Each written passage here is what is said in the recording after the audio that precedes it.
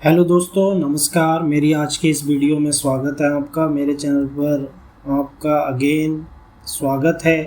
काफ़ी दिनों से मैंने वीडियो नहीं बनाई थी, मैं थोड़ा बिजी था, आउट ऑफ दिल्ली था, थोड़ा काम वाम में थोड़ा बिजी था। तो अब हम दोबारा आ गए हैं। अब बहुत से लोगों ने मेरे से डिमांड की है कि हमको जैम का काम सीखना है, जैम कैसे चलाते हैं, सॉफ्टवेयर कैसे रन करता है, या जैम पे टेंडरिंग कैसे होती है, कैटलॉग कैसे बनाते हैं। तो जैम पे जो है क्या क्या चीज़ किस तरीके से होती है, कैटलॉग कैसे बनाते हैं, प्रोडक्ट कैसे अपलोड करते हैं, जैम रजिस्ट्रेशन कैसे करते हैं, जैम रजिस्ट्रेशन में आने वाली दिक्कतों में क्या हमें हेल्प मिल सकती है, क्या क्या हम कर सकते हैं, अगर आपके एक से अधिक जैम रजिस्ट्रेशन हो गए तो आप उसका क्या कर सकते हैं। तो ये सारी समस्या जैम के थ्रू मुझे काफ़ी मतलब यूट्यूब के माध्यम से या व्हाट्सएप पे, ईमेल से, फेसबुक से मेरे पास मैसेज आ रहे थे। तो उसी के रिगार्डिंग मैंने अब ये काम किया है कि जैम पे जो है हम एक ट्रेनिंग प्रोग्राम दे रहे हैं, ठीक है। तो जिसमें कई पार्ट रहेंगे ट्रेनिंग के, जिसमें 30-30 या 25-25, 20-20 मिनट की वीडियो रहेगी यूट्यूब पर, फेसबुक पे भी रहेगी। आप फेसबुक भी ज्वाइन कर सकते हो मेरा, फेसबुक पे या इंस्टाग्राम पे जाके आप लिंक में ज्वाइन कर सकते हैं। यूट्यूब पे तो रहेगी रहेगी, ठीक है। तो आज हम समझेंगे कि जैम में रजिस्ट्रेशन में जो दिक्कतें आती हैं लोगों को, और उसके अलावा और भी जो रजिस्ट्रेशन से रिलेटेड हैं या कैटलॉग से रिलेटेड हैं या टेंडरिंग वर्क से रिलेटेड है, क्या क्या दिक्कतें टेंडरिंग में आती हैं, तो वो समझेंगे। ये जैम ट्रेनिंग का पार्ट 1 है, तो इसको ध्यान से देखें, ठीक है। सबसे पहले आप जब जैम पे रजिस्ट्रेशन करते हैं तो आपको सारी चीज़ें आप सेलेक्ट कर लेते हो, अपना पैन, आधार, जीएसटी वीएसटी, एमएसएमई वगैरह सब सेलेक्ट कर लेते हो, ठीक है।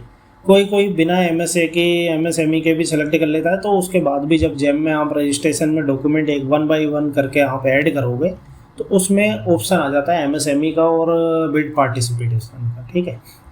कुछ लोग स्टार्टअप इंडिया में भी रजिस्टर्ड हैं, जैसे पार्टनर। स्टार्टअप इंडिया में केवल वही लोग रजिस्टर्ड कर सकते हैं जिनकी पार्टनरशिप फर्म रजिस्टर्ड हो, रजिस्ट्रार हो फर्म में, प्लस या फिर कोई प्राइवेट लिमिटेड कंपनी हो या लिमिटेड हो, वो स्टार्टअप इंडिया स्कीम के तहत, या एलएलपी हो, वो लोग रजिस्टर्ड कर सकते हैं।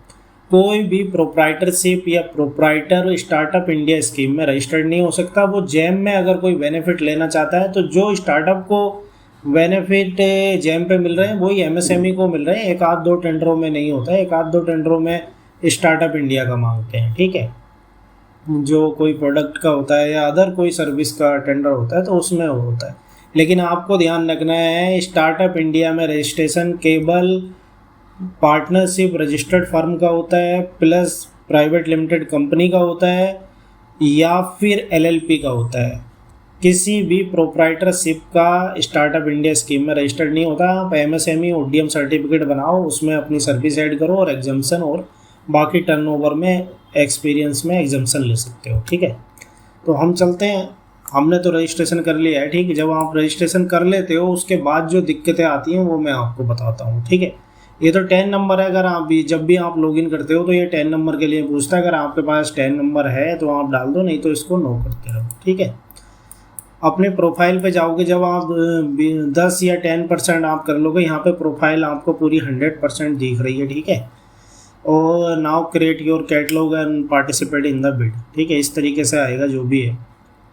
तो सबसे पहले हम जाते हैं बिजनेस पैन वैलिडेशन पे, ठीक है। तो इसमें जो आपको डालना है, बिजनेस का टाइप डालना है, पार्टनरशिप है, कंपनी है, जो भी चीज़ें हैं वो आपको डालना है। फिर है business pan number. Pan number में जो आपको डालना है, पैन नंबर में जो भी आपका, अगर प्रोप्राइटर है तो प्रोप्राइटर का पैन नंबर आएगा, पार्टनरशिप है तो पार्टनरशिप का अलग से पैन कार्ड होता है तो वो पैन नंबर आएगा। और पैन कार्ड पे नाम है, अगर प्रोप्राइटर का केस है तो प्रोप्राइटर बंदे का जो मालिक होगा, ओनर होगा, उसके नाम आएगा। और अगर कोई पार्टनरशिप फर्म है, कंपनी है, प्राइवेट लिमिटेड है, एलएलपी है, तो उसमें यहाँ पर कंपनी का नाम आएगा। Date as in PAN. अब जो आपकी, अगर प्रोप्राइटर का केस है तो जो आपकी पैन में डेट ऑफ बर्थ है वही यहाँ पर डेट आएगी, ये ध्यान रखना। लेकिन अगर पार्टनरशिप है, एलएलपी है, कंपनी है, तो यहाँ पे डेट जो आपके पैन कार्ड में डली होगी वो यहाँ पर आएगी, ठीक है। पैन कार्ड इनकॉर्पोरेशन डेट कह सकते हो, डेट जो पैन पे रहती है। जैम वालों ने समझा भी रखा है कि कैसे कैसे क्या रहेगा, ठीक है। फिर होता है बिजनेस डिटेल। बिजनेस डिटेल में आपको ऑर्गेनाइजेशन नेम, कंपनी का नाम जो भी आपको रखना है। अगर प्रोप्राइटर का केस है तो जो भी आपने फर्म का नाम रखा है वो डालोगे, डेट ऑफ इनकॉर्पोरेशन डालोगे। अगर प्रोप्राइटर का केस है तो इसमें डेट ऑफ इनकॉर्पोरेशन चेंज रहती है, जब या तो आप जीएसटी के डाल सकते हो या एमएसएमई में आपने अपडेट कर रखी है या कोई सर्टिफिकेट अलग से बना रखा है लेबर ओवर का, तो वो डेट ऑफ इनकॉर्पोरेशन आपकी आएगी उसमें, ठीक है। और उसके बाद चलते हैं हम, बिजनेस डिटेल हो गई है। एडिशनल डिटेल, एडिशनल डिटेल में ये आपसे पूछेगा do you registered with DPIIT as a startup. अगर स्टार्टअप इंडिया में आपका रजिस्टर्ड है तो यस करोगे तो एक ऑप्शन और यहाँ पे नीचे बन जाएगा कि आप जो है स्टार्टअप इंडिया में, तो स्टार्टअप इंडिया की डिटेल डालने के लिए आ जाएगा। नहीं है क्योंकि प्रोप्राइटर का केस है तो आप नो करोगे। डू यू हैव उद्यम रजिस्ट्रेशन नंबर सर्टिफाइड MSME, तो इसको यस ही करना है और MSME की डिटेल वगैरह आपको वहाँ पे डालनी है। Do you want to participate in the bid, yes करना है इसको और सेव कर देना है, ठीक है। ऑफिस लोकेशन में जो है आपको जो चीज़ें डालनी है, जब अगर आपको इसमें डाउट आ रहा है, जैसे ऐड न्यू ऑफिस हम करते हैं, ठीक है, तो यहाँ पर ऑफिस का नाम आएगा, जो कंपनी का नाम है वही आपका ऑफिस का नाम रहेगा। सेलेक्ट टाइप, टाइप में जो भी आपका गोडाउन है, मैन्युफैक्चर है, हेड ऑफिस है, जो भी है वो आप यहाँ पे डाल सकते हो। जीएसटी नंबर है तो जीएसटी नंबर डालो, पिन कोड, स्टेट वगैरह, बाकी एड्रेस डाल देना, कॉन्टैक्ट नंबर डालना और ईमेल आईडी डाल देना है, ठीक है। उसके बाद बैंक डिटेल में, बैंक डिटेल डालने के बाद जैसे कभी कभी प्रोप्राइटर केस में क्या होता है कि आप 2 अकाउंट नंबर डाल देते हो। एक होता है आपका पर्सनल, अगर जब तक आपका करंट अकाउंट नहीं खुला होता है तब तक आप करंट अकाउंट वो सेविंग अकाउंट में डाल के यहाँ पे रजिस्टर्ड कर सकते हो। लेकिन जैसे ही आपका करंट अकाउंट आ जाएगा तो आपको यहाँ पे उसमें चेंज करके और प्राइमरी अकाउंट उसी को बनाना पड़ेगा, करंट अकाउंट। ये हमेशा ध्यान रखना कि जैम रजिस्ट्रेशन में ज़्यादातर करंट अकाउंट का ही यूज़ करें, लेकिन रजिस्टर्ड आप सेविंग से भी कर सकते हो। लेकिन पेमेंट जो आपकी आएगी वो करंट अकाउंट में ही आएगी जब आप बिलिंग करोगे, ठीक है। और इसको ये PMS कोड वेरीफाई, तो यहाँ पे वेरीफाई का ऑप्शन आएगा, उसको आप वेरीफाई कर देना है। उसके बाद है ई इनवॉइसिंग। ई इनवॉइसिंग में जो रहता है, ई इनवॉइसिंग में वो डिटेल रहती है कि अगर आपकी कंपनी बड़ी है, प्रोडक्ट में डील करती है, प्रोडक्ट इधर से उधर जाते हैं, गाड़ी से जाते हैं, और ई इनवॉइस आप जनरेट करते हो, तब तो आप इसको यस करोगे, ठीक है। अगर आपको ई इनवॉइस की ज़रूरत नहीं है तो आप नो कर सकते हो। टर्नओवर कौन सा डालना है, मैक्सिमम इन 3 ईयर। टर्नओवर जो आपको यहाँ पे डालना है ई इनवॉइसिंग वाले में, जो आपको टर्नओवर डालना है वो डालना है आपको अपनी ITR में से देख के, ठीक है। ITR में तो खाली आपकी इनकम फाइनल रहती है, एक तो होती है ITR रिसीव्ड, एक होता है ITR फॉर्म। तो ITR फॉर्म में आपको टर्नओवर कहाँ से देखना है मैं वो आपको बता देता हूँ। इसमें तो दूसरा डला हुआ है, लेकिन फिर भी मैं एक ITR आपको खोल के, जब ITR फॉर्म डाउनलोड, जब ITR डाउनलोड करते हो इनकम टैक्स की साइट से, तो वहीं पर होता है उसके ऊपर ITR फॉर्म। ये 10-12 पेज का होता है, किसी किसी का 80 पेज का होता है, जैसी होती है फर्म वैसे। अब यहाँ पे जैसे सैलरी लिखी हुई है, ठीक है, यहाँ से नहीं लेना है आपको, जो टर्नओवर लेना है आपको ई वाले ऑप्शन में होता है। अभी हम डी पे आए हैं, ठीक है। ये एनी अदर मोड, तो 245,500 है। किसी किसी का ग्रोस टर्नओवर रिसीट यहाँ से भी होता है, अगर बैंक में पेमेंट वगैरह रिसीव हुई है तो वो यहाँ पे लिखा होता है, और अगर एनी अदर मोड में है तो यहाँ पे लिखा हुआ है। फिर उसका ये कहने का तात्पर्य होता है कि प्रॉफिट कितना हुआ है, तो वो प्रॉफिट आप इसमें 8% मिनिमम आपको दिखाना मैंडेटरी है, और यहाँ पर 6% दिखाना मैंडेटरी है। तो जो भी प्रॉफिट हुआ है वो प्रॉफिट यहाँ पे लिखा हुआ है, जो उतने का ही बिजनेस दिखा रखा है, उतने का ही प्रॉफिट दिखा रखा है। तो ये E1 और E2 से ही आपको जेम रजिस्ट्रेशन में अपना टर्नओवर देख के प्रॉपर डालना है, ठीक है। और या फिर किसी ने CA ने आपके जो सर्टिफिकेट बना रखे होंगे टर्नओवर सर्टिफिकेट, तो 3 साल में, जैसे 2021, 22, 23, अभी 24 का तो बना नहीं है, जिसका भी अगर बन गया है तो ठीक है, अगर किसी ने ITR भर दी है तो ठीक है। 22, 23, 24, इन तीनों में से जो मैक्सिमम हो आपका टर्नओवर वो आपको यहाँ पे डालना है, लाख में हो, करोड़ में हो, जितना भी हो, ठीक है। अगर आप इनवॉइस जनरेट करोगे, आपके बिजनेस को ज़रूरत है कि इनवॉइस की, क्योंकि रजिस्ट्रेशन इनवॉइस का GST में अलग होता है, तो वो उसका लॉगिन ID पासवर्ड अलग होता है। अगर इनवॉइस जनरेट होते हैं, गाड़ी में माल इधर से उधर जाता है, तब तो आपको यस करना, अदरवाइज इसको नो कर दो। इसको कभी भी आप चेंज कर सकते हो जब आपकी इच्छा हो, ठीक है। इसके बाद आता है एमएसएमई। एमएसएमई में आप जब भी आप जैम में रजिस्ट्रेशन करो तो अपनी कास्ट जो है ना, कभी भी जनरल या वगैरह कुछ भी जो आपको जो है आपकी कास्ट वो तो आपको डालनी है, ठीक है। लेकिन कभी कभी लोग क्या करते हैं, उसमें जो है अपनी कास्ट जो है ना जनरल दिखा देते हैं, जबकि किसी की ओबीसी की होती है, किसी की एससी की होती है, किसी की एसटी की होती है। जैम पे रजिस्ट्रेशन चार्जेस मैं बता देता हूँ आपको। अगर आप जनरल या ओबीसी कैटेगरी से आते हैं और आप पुरुष हैं, आप जो ओनर हो, एज ए ओनर आप पुरुष हो प्रोप्राइटर के केस में, तब आपको 5,000 पे करने हैं अगर आपका टर्नओवर 2 करोड़ से नीचे है। अगर 2 करोड़ से ऊपर है टर्नओवर तब आपको 10,000 रुपये जमा करने हैं जैम की फ़ीस। अगर आपका टर्नओवर 10 करोड़ से ऊपर है तो अब आपको 25,000 रुपये फ़ीस जमा करनी है जैम की, जो कि एज ए सिक्योरिटी है। वो आपको बाद में अगर आप अकाउंट बंद करना चाहते हो तो रिफ़ंड हो जाएगी, अगर आपका कोई ड्यू नहीं होगा तो। जैम के थ्रू आप मेल उल करोगे तो उनसे बात करके फिर आप उसको रिफ़ंड करा सकते हो। एज ए सिक्योरिटी है, वो आपकी सिक्योरिटी फ़ीस है।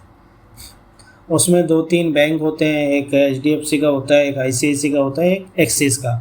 इन तीनों बैंकों को छोड़ के आप किसी भी अदर बैंक से, अगर आप एक्सिस का बना रहे हो तो एक्सिस से पेमेंट नहीं कर सकते, और गूगल पे और पेटीएम ये एक्सेप्टेबल नहीं लेता है जैम। उसमें एक आपका गवर्नमेंट का अकाउंट आता है बन के, उसके थ्रू आप उसमें पेमेंट कर सकते हो, ठीक है। अगर एक्सिस का बनाया आपने तो एक्सिस से पेमेंट नहीं करोगे। ICICI, HDFC, BUCO या बैंक ऑफ बड़ौदा, SBI, किसी भी अन्य बैंक से आप कर सकते हो। NEFT या IMPS कर सकते हो, ठीक है, लेकिन नेट बैंकिंग के थ्रू, या फिर आप बैंक में डायरेक्ट जाके भी आप जमा करा सकते हो। या अगर आपने ICICI का बनाया तब आप ICICI को छोड़ के अन्य किसी भी बैंक से आप IMPS या NEFT कर सकते हो, या डायरेक्ट बैंक जाकर भी करा सकते हो। उसी प्रकार HDFC का भी है। कभी कभी क्या होता है, जब आप MSME में रजिस्टर्ड करते हो तो आपका अगर वहाँ पे एक ऑप्शन आता है, do you want to registered in GeM portal या लॉगिन ID या जो भी चीज़ें हैं, उसमें 2-3-5 पॉइंट होते हैं। अगर आपने सब पे यस कर दिया तो आपका एक अकाउंट जो है ना ऑटोमेटिक जैम का जो है जनरेट हो जाता है। और उसमें जब आप यहाँ पर MSME डालोगे ना और नंबर डालोगे तो वो कहेगा आपसे कि हाँ यू आर ऑलरेडी, ये this MSME number is already use with other jam registration, ठीक है। तो उस केस में आपको क्या करना है, या तो आप इस वाले अकाउंट को क्लोज़ कर दो या उस अकाउंट को क्लोज़ कर दो, तब भी आपको घबराना नहीं है, कोई दिक्कत नहीं हुई है। जब भी आप MSME में रजिस्टर्ड करोगे तो या तो उसमें नो कर दो, अगर यस कर दिया तो आपका एक अकाउंट ऑटोमेटिकली क्रिएट हो जाएगा। उसमें ज़्यादा कुछ नहीं होगा, आपका ये यूज़र ID उड्डीयम नंबर ही रहेगा। पासवर्ड आपको फॉरगेट करना पड़ेगा क्योंकि पासवर्ड आपको पता नहीं होगा, या तो मेल पे आपको आ सकता है आपने ना देखा हो, ठीक है। तो मैं MSME का बता रहा था, जो भी आपके प्रॉपर कास्ट हो वही।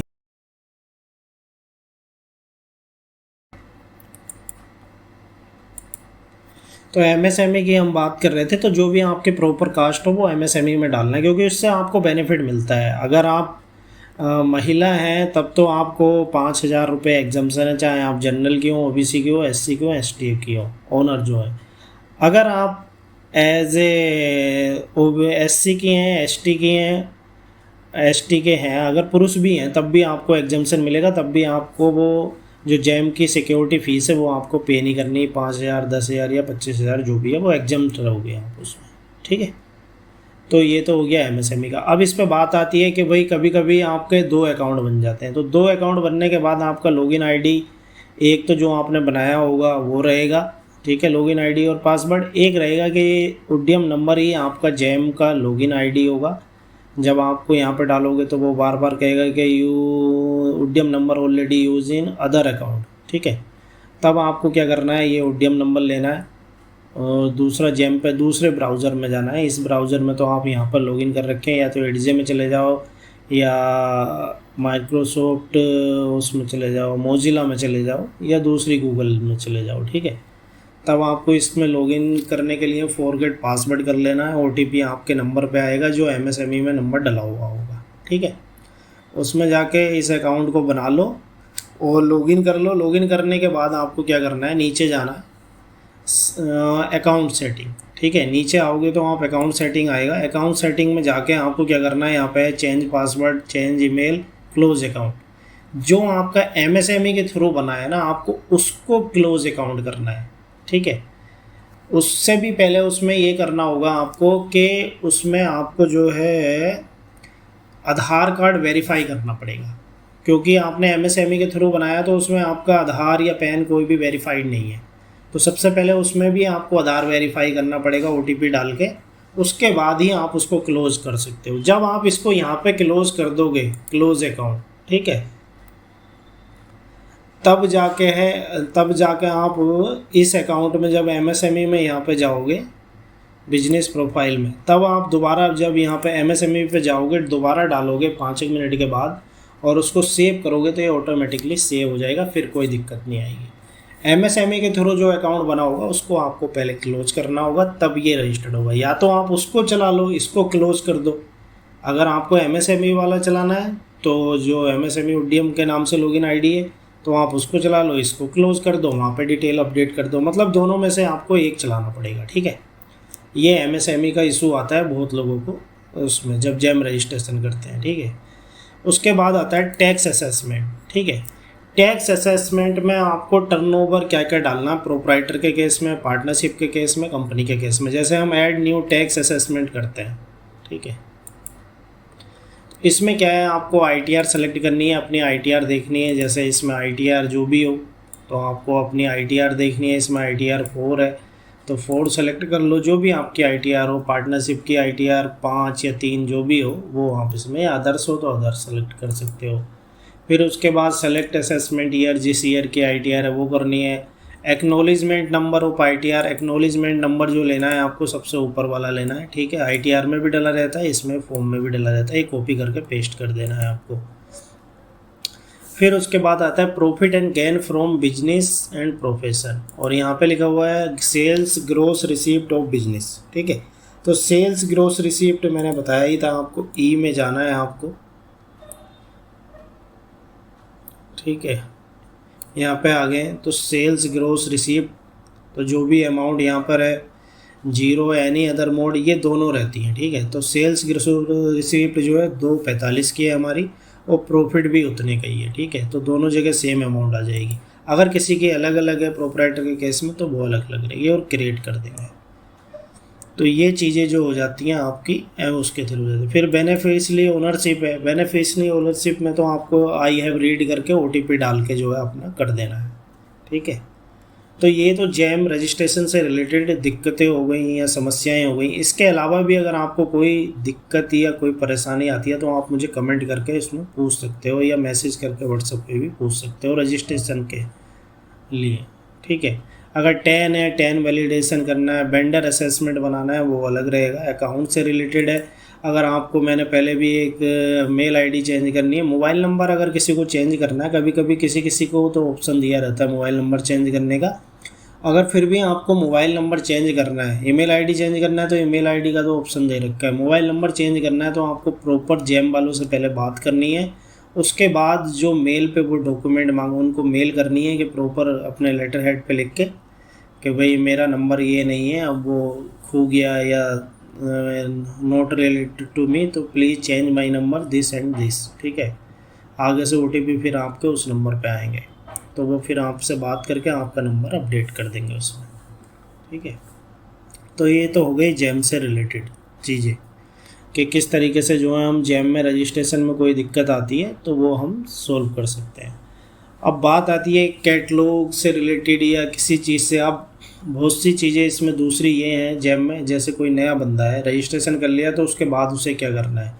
रजिस्ट्रेशन करने के बाद उसको ये हमेशा ध्यान रखना है कि उसे, अगर वो SC ST का नहीं है तो उसको 5,000 रुपये कॉशन मनी फीस पेड करनी है अपनी, जो भी उसको अकाउंट बनाना है। यहाँ पे तो देखो ICICI का बना हुआ है, यहाँ पे 3 ऑप्शन दिए रहेंगे आपको, एक्सिस, ICICI बैंक और HDFC। तो किसी भी बैंक का बना के, जैसे यहाँ पे थोड़ लिमिट 5,000 है।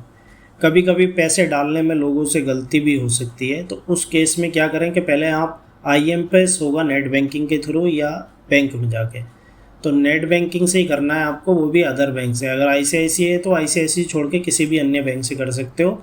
लेकिन उसमें जो है आपको पहले 100 रुपये डाल के देखने हैं अकाउंट ऐड करके IMPS, और अपडेट बैलेंस कर देना है आपको। 10 मिनट बाद 5 मिनट बाद आपका बैलेंस यहाँ पे अपडेट हो जाएगा। अगर 100 रुपये आ जाते हैं तो बाकी के बचे 4900 रुपये या जितने भी 10,000 की फीस है तो 9,999 रुपये, 90 रुपये जितने भी बचे वो आप पे कर सकते हो सेकंड टाइम में। जब पूरा हो जाएगा उसके बाद ही ये आपको कैटलॉग बनाने देगा। अदरवाइज़ तो पहले कैटलॉग बनाने जाओगे तो आपको पहले कह देगा प्लीज़ पे द कॉस्ट ऑन मनी, ठीक है, इस तरीके से। तो ये तो पेमेंट कर सकते हो। अगर कोई जनरेट चालान करना चाहता है, अगर उससे ऑनलाइन पेमेंट नहीं हो रहा है तो जनरेट चालान करके भी वो बैंक में जा सकता है, लेकिन उससे पहले अकाउंट ऐड करना पड़ेगा आपको, जो भी सिलेक्ट करके जिस भी बैंक का आपको चालान बनाना है। फिर जनरेट चालान पे कर दोगे तो एक चालान निकल जाएगा, वो लेके आप बैंक में जाके उसमें भी डायरेक्ट पेमेंट करा सकते हो, ठीक है। तो ये तो हो गया पेमेंट से रिलेटेड। अब किसी को बिड डालनी है, इसके बाद जब आप पेमेंट कर दोगे तो कैटलॉग आप बना सकते हो, ठीक है। जिसकी भी बनानी है, प्रोडक्ट की बनानी है, सर्विस की बनानी है, किसी भी चीज़ की बनानी है, ठीक है। कैटलॉग की मैंने अलग से भी वीडियो बनाई है, अगर कोई सर्विस की कैटलॉग बनाना चाहता है तो वो भी बना सकता है, ठीक है। कैटलॉग बनाने के लिए आपको सिंपल इसमें सर्च करना है, जिससे भी रिलेटेड जो भी कैटलॉग है आपकी, क्लीनिंग की है, किसी भी चीज़ की, जैसे क्लीनिंग की है या मैन पावर की है, तो वो आप यहाँ पे सर्च कर सकते हो, ठीक है। मैन पावर की बहुत सी कैटलॉग वो आप बना सकते हो इसमें। और कैटलॉग कैसे बनाए वो वीडियो भी मैंने अलग से आपको दे रखी है यूट्यूब के चैनल पे, ठीक है। फिर भी समझ में नहीं आता है तो आप कमेंट करके बता दो कि कहाँ कहाँ दिक्कत आ रही है, क्योंकि इसमें लिन नंबर, EPF, ESI वगैरह अपलोड करने पड़ते हैं मैन पावर वाली कैटलॉग में। या किसी भी अदर तरह की आपको कैटलॉग नहीं मिलती है तो आप जेम को बात कर सकते हो, मेल कर सकते हो, और उनको नया कोई प्रोडक्ट आपको नहीं मिल रहा है तो ऐड भी करा सकते हो, ठीक है। अगर वो आपको प्रॉपर उनका आप जो एक प्रपोजल दोगे उनको कि हमारी ये सर्विस ऐड कर दो, अगर उनको सही लगेगा तो वो ऐड भी कर देते हैं अपनी टीम से, हायर टीम से बात करके, ठीक है। ये तो हो गया कैटलॉग। अगर आपको बिड्स वगैरह देखनी है तो बिड्स आप यहाँ से चेक कर सकते हो, ठीक है। ऑन गोइंग बिड जो भी अगर आपकी कैटलॉग बनी हुई है तो कैटलॉग से रिलेटेड ही आप इस यहाँ पर टेंडर सर्च कर सकते हो, ठीक है। अगर आपको एग्जैक्ट कोई अगर यहाँ से कैटलॉग सेलेक्ट नहीं करनी है तो आपको फिर यहाँ पे एग्जैक्ट बिड सर्च करना पड़ेगा, उसका नंबर डालना पड़ेगा प्रॉपर और सर्च करना पड़ेगा, वो बिड आ जाएगी। अगर आपकी उसकी कैटलॉग बनी होगी तब तो आप उसमें पार्टिसिपेट कर सकते हो, पार्टिसिपेट का ऑप्शन आएगा। अदरवाइज़ अगर आपकी यहाँ पर उसकी कैटलॉग नहीं बनी हुई है और लाइव नहीं है आपकी कैटलॉग तो आप उस बिड में पार्टिसिपेट नहीं करोगे। यहाँ पे लिखा हुआ आ जाएगा you are not eligible for this bid, ठीक है। या तो आपकी कैटलॉग में कुछ कमी हो सकती है, कुछ भी चीज़ें हो सकती हैं, तो उसको आपको अपडेट करना पड़ेगा कैटलॉग में, ठीक है। अगर ये तो हो गई ऑन गोइंग बिड, आप देख सकते हो कि कौन कौन सी बिड आ रही हैं, जैसे मंथली वाली है, हैंडलिंग वाली है, जो भी है आप इसमें यहाँ पे बिड चेक कर सकते हो और पार्टिसिपेट का ऑप्शन आता है तो वो भी कर सकते हो, ठीक है। अगर आपको देखना है कि जो बिड आपने डाली हैं उनका क्या स्टेटस है तो वो भी आप यहाँ पे चेक कर सकते हो, ठीक है। उसको कैसे चेक कर सकते हो, पार्टिसिपेट बिड पे आपको क्लिक करना है। तो जो भी पार्टिसिपेटेड बिड आपने पीछे पार्टिसिपेट किया है उनका सारों का स्टेटस आ जाएगा। उनको जो भी अगर देखना है तो व्यू बिड रिजल्ट पे जाके आप चेक कर सकते हो कि बिड का रिजल्ट कैसा है, और जो भी एवोल्यूशन ये सिंगल पैकेट है तो अभी ये खुली नहीं है, ठीक है, अंडर प्रोसेस में है अभी ये, ठीक है। अगर दूसरी देखनी है तो दूसरी में क्या है, जैसे यहाँ पे कि ये एक कंपनी है तो अभी जैसे L1, L2, L3 डिस्क्वालीफाइंग है, लेकिन अभी वो क्या कह रहा है, these are offer price in bid are and not approved accepted price, these में change if buyer resort to negotiation और price match as per the bid condition, ठीक है। अभी इनमें से कोई कंफर्म नहीं है कि टेंडर किसको मिलेगा, क्योंकि अभी इसमें ये प्रॉपर इन्होंने नहीं करे हैं। जब प्रॉपर यहाँ पे लिख दोगे कि L1, L2 तो तब वो उसको मिलेगा L1 वाले को, ठीक है। ये डिसाइड कर देंगे कि दीज बिड्स या L1, L2 जो भी है फाइनल है, इसके बाद कोई चेंजेस नहीं होगा, ठीक है। तो वो फाइनल होगा तब टेंडर उसको मिलेगा, ठीक है। ये तो पार्टिसिपेटेड की होगी कि पार्टिसिपेट, अगर कोई हाई वैल्यू टेक्निकल में कोई चल रही है तो टेक्निकल वाली आ जाएंगी, यहाँ पे फाइनेंस में कोई चल रही है तो फाइनेंस वाली आ जाएंगी, जो भी आपको बिड अवार्डेड कोई है तो वो आ जाएगी, ठीक है। तो ये आप देख सकते हो, डेट वाइज भी कर सकते हो, एंड वाइज भी। ये तो बिड्स का हो गया, ठीक है। फिर आपको कोई रेलवे बिड्स देखनी है जो भी है तो वो आप कर सकते हो। अगर आपको कोई ऑर्डर मिला है तो आप यहाँ से चेक कर सकते हो कि क्या क्या ऑर्डर आपको मिले हैं इसमें, ठीक है।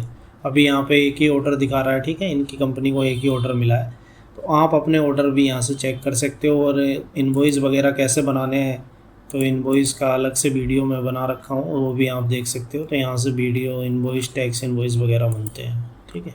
ये जनरेट इनवॉइस वगैरह डिटेल रहती है। फिर ये ऑर्डर्स का हो गया। फिर मार्केट में आप जाके देख सकते हो कि क्या क्या चल रहा है। कोई प्रोडक्ट आपको सर्च करना है वो सर्च कर सकते हो, ठीक है। बीट्स का हो गया है, कैटलॉग का मैंने आपको बता ही दिया है पूरा, सर्विस का मैंने बता ही दिया। प्रोडक्ट, कोई आपको प्रोडक्ट अपलोड करना है तो न्यू पे जाओगे और प्रोडक्ट सर्च कर दोगे यहाँ पे। अगर कोई प्रोडक्ट ऐसा है जिसकी कैटेगरी आपको समझ में नहीं आ रही है या Q3 का प्रोडक्ट है, अगर आपको मिल भी नहीं रहा तो उसका जनरल आप जो है यूनिवर्सल बना सकते हो। यूनिवर्सल के नाम से होता है, ठीक है। यूनिवर्सल कैटेगरी में उसको डाल के आप टेंडर में पार्टिसिपेट कर सकते हो, ठीक है। फिर आपको यहाँ पे उसका बिड नंबर जो है वो डालना पड़ेगा। जो टेंडर का बिड नंबर होता है वो आपको यहाँ पे डालना पड़ेगा, ठीक है।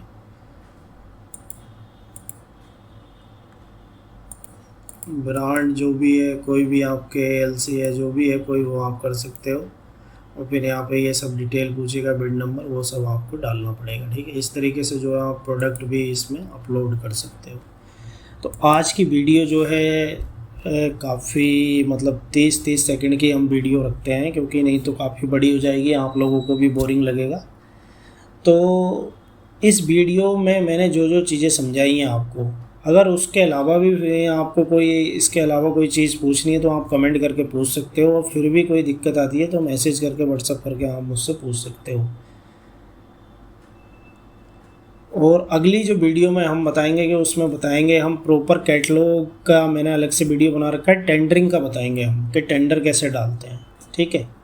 टेंडर जो भी अलग अलग कैटेगरी के रहते हैं, उसमें कोई व्हीकल हायरिंग का है, कोई मैन पावर का है, कोई हाउस कीपिंग का है, कोई क्लीनिंग का है, कि कैसे कैसे हम पार्टिसिपेट कर सकते हैं टेंडर में, वो सारी चीज़ें बताएंगे। तो नेक्स्ट वीडियो पे फोकस रखना और मेरे चैनल पर बने रहना, ठीक है। और मेरे चैनल को ज़्यादा से ज़्यादा सब्सक्राइब करें, लाइक करें, कमेंट करें। तो आज की वीडियो यहीं पर समाप्त होती है। धन्यवाद, थैंक यू।